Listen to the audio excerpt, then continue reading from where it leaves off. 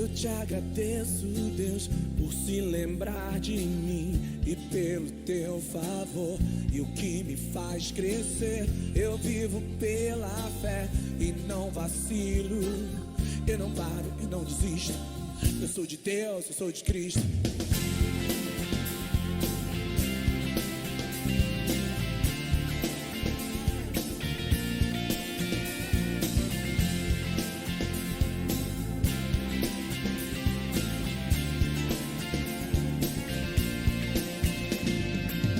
Eu te agradeço, Deus, por se lembrar de mim e pelo teu favor. E o que me faz crescer, eu vivo pela fé e não vacilo. Eu não paro, eu não desisto. Eu sou de Deus, eu sou de Cristo. Graça e paz, irmãos, sejam multiplicados sobre a sua vida. Estamos aqui para mais um momento devocional, onde vamos compartilhar uma porção da palavra de Deus. Mas antes, vamos louvar a Deus com um cântico. E como eu sempre faço, vou colocar um cântico para tocar, junto com ele a letra, para juntos louvarmos ao Senhor. E também para refletirmos nesse cântico que diz: Deus me ama. E este amor de Deus por nós, ele é incondicional. Então vamos louvar a Deus com este cântico.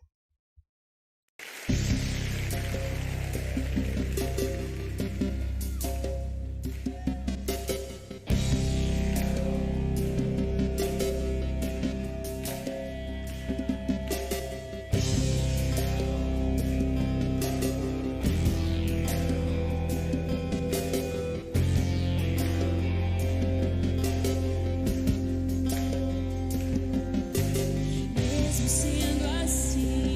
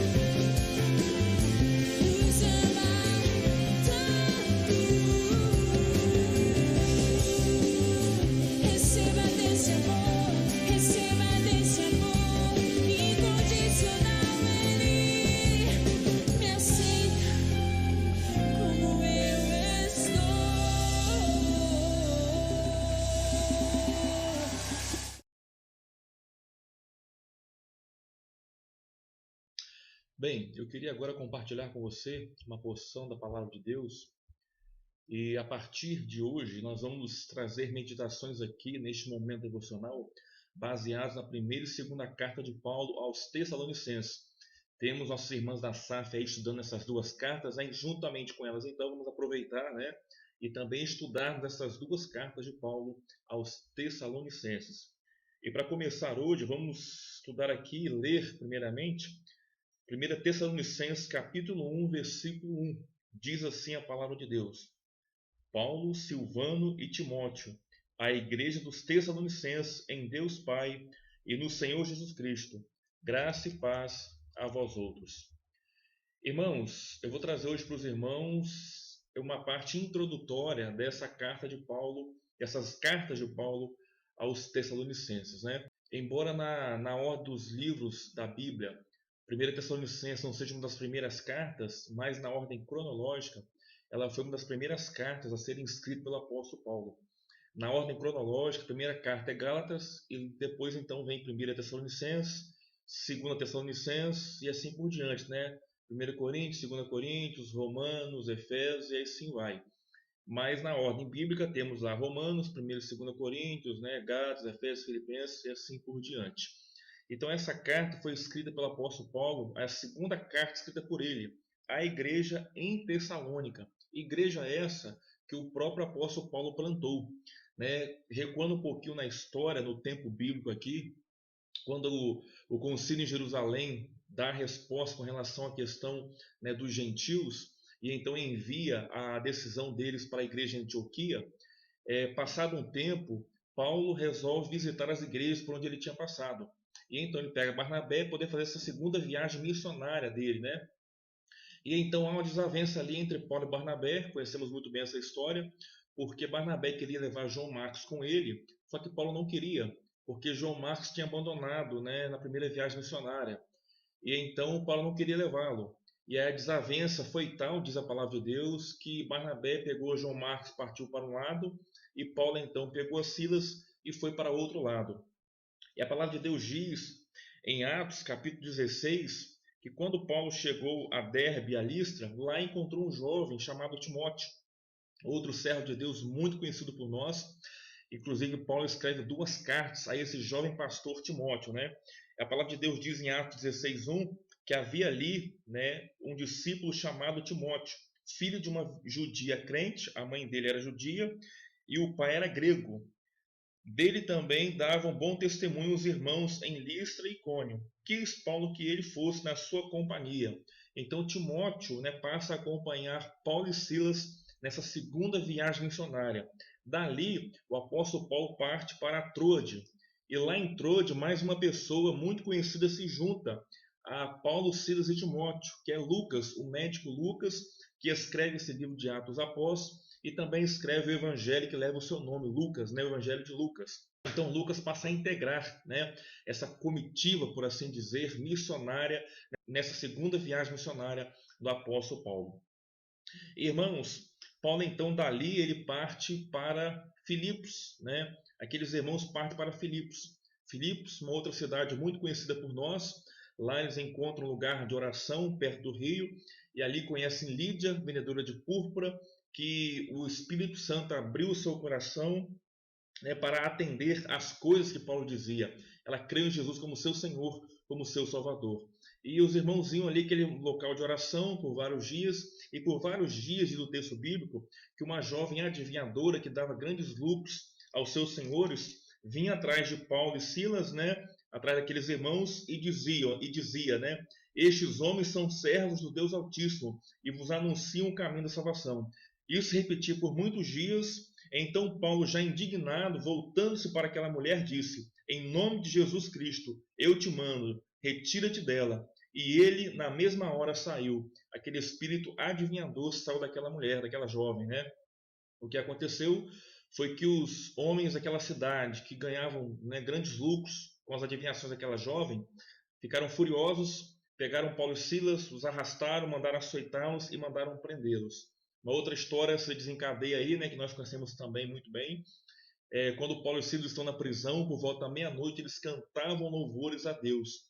e aconteceu que houve um terremoto ali, abriram-se as cadeias de todos, e ali houve a conversão do carcereiro e a salvação dele e toda a sua família, né? Então, partindo dali de Filipos, né, daquela cidade, Paulo então chega a Tessalônica. E ali, chegando em Tessalônica, como ele sempre fazia, ele procura uma sinagoga judia. E ele encontra ali uma sinagoga, né? Tinha uma sinagoga dos judeus lá. E por 3 sábados, Paulo vai ali pregar o evangelho, pregar a palavra de Deus e mostrar nas escrituras sagradas que o Cristo deveria padecer, morrer, mas ressuscitar ao 3º dia, né? E era esse evangelho, essa mensagem que ele anunciava. E mostrava pela palavra de Deus que Jesus Cristo, o filho de Maria, né? Aquele que viveu durante alguns anos ali, o seu ministério durante 3 anos na região de Judéia, né? Em Jerusalém, pregando a palavra de Deus, curando a muitos. Esse Jesus é o Cristo, é o Messias prometido, que morreu e ressuscitou ao 3º dia. Morreu pelos nossos pecados e ressuscitou ao 3º dia e vive e reina para todo sempre, né? E muitos ali então creram em Jesus como seu Senhor e seu Salvador. Aconteceu que alguns fariseus ali ficaram com inveja do apóstolo Paulo e o perseguiram e levantaram um tumulto ali, né? A palavra de Deus nos diz no capítulo 17 Atos que os irmãos Paulo, né, os seus cooperadores ali, estavam hospedados na casa de um irmão chamado Jason. E os fariseus ali levantaram um tumulto então ali na casa de Jason, querendo que, né, agredir a Paulo e os seus cooperadores. E então Jason, né, providencia para que Paulo fosse para Bereia. E aconteceu que de fato Paulo foi para Bereia, né? Eles desceram para Bereia. E chegado em Bereia, uma outra cidade muito conhecida, né, Paulo pregava a palavra de Deus e os irmãos de Bereia, né, conferiam nas escrituras, examinavam nas escrituras todos os dias para ver se o que Paulo pregava de fato estava na palavra de Deus, era bíblico, né? E muitos ali creram em Jesus como seu Senhor e Salvador, creram naquela palavra, né, na mensagem do Evangelho. E quando os fariseus de Tessalônica ouviram que Paulo estava em Bereia, né, pregando a palavra, eles desceram para Bereia para levantar novo tumulto, né? E então Paulo parte para Atenas, né, por causa daquela perseguição que os judeus fizeram ali contra ele, né, na cidade de Bereia. Ele parte para Atenas, outra cidade também muito conhecida por nós, onde Paulo encontra vários altares ali, e um altar específico chamou a atenção, que era o altar ao Deus desconhecido. E aí ele então aproveita aquele gancho ali e prega a palavra de Deus, né? Este Deus que vocês adoram sem conhecer, é este Deus que eu anuncio, que criou os céus e a terra, que enviou Jesus Cristo para morrer pelos nossos pecados, né? Então ele anuncia a palavra de Deus ali, o evangelho de salvação, e algumas pessoas ali também, né, creem em Jesus como seu Senhor e Salvador. Depois disso, então, Paulo parte para Corinto, esperando que também Timóteo e Silas viessem ao seu encontro. E quando Paulo chega em Corinto, ele conhece ali um casal muito famoso, a palavra de Deus, que a gente conhece muito bem, né? Áquila e Priscila, que eram do mesmo ofício de Paulo, faziam tendas. E Paulo então passa a morar com eles, e Áquila e Priscila chegam ali em Corinto também, né? Porque eles fugiram de Roma, porque Cláudio, o imperador Cláudio, decretou que todos os judeus deviam sair de Roma. Então, Áquila e Priscila chegam a Corinto, e Paulo também chega ali, né? Eles se conhecem ali, passam a morar juntos, né, e trabalhar juntos na confecção de tendas. Mais tarde, então, chega Timóteo e Silas à cidade de Corinto. E quando chegam ali à cidade de Corinto e encontram Paulo, Timóteo traz notícias de como estava a igreja lá em Tessalônica, né? Como é que estava o crescimento deles, como é que a igreja estava, né, crescendo, caminhando no temor do Senhor. Então, ao trazer essas notícias para Paulo, Paulo, então, escreve dali da cidade de Corinto essa primeira carta aos Tessalonicenses, né, a igreja em Tessalônica, para corrigir alguns erros, para orientar a igreja em algumas dúvidas que estavam surgindo, né, para confortar e consolar a igreja com respeito a algumas circunstâncias que estavam enfrentando, né? Então, Paulo escreve, então, dali de Corinto, essa carta à igreja em Tessalônica. Por isso que no texto que nós lemos aqui, o apóstolo Paulo se refere, né, não somente a ele, que é o emissor, né, o remetente dessa carta. Ele fala de Silvano. Silvano aqui é Silas, Silvano é o nome romano, e Silas é a versão grega do nome de Silvano, né? Então Paulo, né, o escritor dessa carta, e seus cooperadores, Silvano, que é Silas, e também Timóteo, jovem pastor Timóteo, né, que foi um cooperador também do apóstolo Paulo. Então ele escreve essa carta aos Tessalonicenses, né? A igreja que estava em Tessalônica. A igreja, então, é o destinatário dessa carta, né? E ele diz aqui duas expressões muito interessantes que ele sempre diz nas suas cartas, né? Mas Paulo diz aqui não por dizer. Ele diz, né, graça e paz a vós outros. Quando ele diz graça e paz a vós outros, Paulo não diz simplesmente por dizer. Paulo dizer graça e paz a vós outros, né, ele tem em mente o que isso significa de forma prática na vida da igreja, né? Quando ele diz graça, isso nos relembra a maneira pela qual nós somos salvos. Fomos salvos pela graça, né? A graça nos alcançou. Não somos salvos pelos nossos méritos, pelo que fazemos ou não de bom, mas somos salvos pela graça de Deus. Graça é favor imerecível. É interessante destacar que misericórdia é quando Deus não nos dá o que merecemos. Então Deus teve misericórdia ao não nos dar o que merecemos. Mas graça é Deus dar o contrário daquilo que nós merecemos. Merecemos algo, mas Deus, além de não nos dar isso, que é misericórdia, Ele nos dá outra coisa totalmente contrário, oposto ao que nós de fato merecemos, né? Por exemplo, eu e você merecemos a morte, mas por meio de Jesus, o que nós temos é a vida de Deus, né? A vida em Deus. Eu e você merecíamos, por causa dos nossos pecados, a separação eterna de Deus. Mas por meio de Jesus, o que nós recebemos é a comunhão com Deus. Podemos ter comunhão, né, e desfrutar da intimidade com o Senhor. O que eu e você merecíamos era a condenação eterna ao lago de fogo e enxofre. Mas ao contrário disso, o que Deus nos dá por meio de Jesus e nos assegura por meio de Jesus é a vida eterna e a certeza de um dia estar no novo céus e na nova terra para sempre, louvando e exaltando ao Cordeiro de Deus, a Jesus Cristo, ao Senhor Deus nosso Pai, reunido com todos os santos de todos os tempos, de todas as tribos, povos, raças, línguas e nações, né, que creram em Jesus, adorando eternamente ao Senhor, o nosso Deus, né? Então nós recebemos o contrário do que nós merecemos. Então isso é graça, né? Somos salvos pela graça de Deus, né? Esse favor imerecível. E paz é uma consequência dessa graça, né? Alguém disse, acho que foi o William Henderson que disse essa frase, que a graça é a fonte e a paz é a água que emana dessa fonte, né? Então a paz é a consequência da graça. Uma vez salvos pela graça, nós temos paz com Deus. A palavra de Deus nos diz que Deus reconciliou consigo o mundo por meio de Jesus. Deus em Cristo estava reconciliando consigo o mundo, né? Então fomos reconciliados por meio de Jesus. Por meio de Jesus temos paz com Deus. Por meio de Jesus, o homem tem acesso à presença de Deus. Por meio de Jesus, o homem pode conhecer a Deus. Por meio de Jesus, o homem pode falar com Deus. Por meio de Jesus, nossas orações são ouvidas. Por meio de Jesus, nossas orações são respondidas.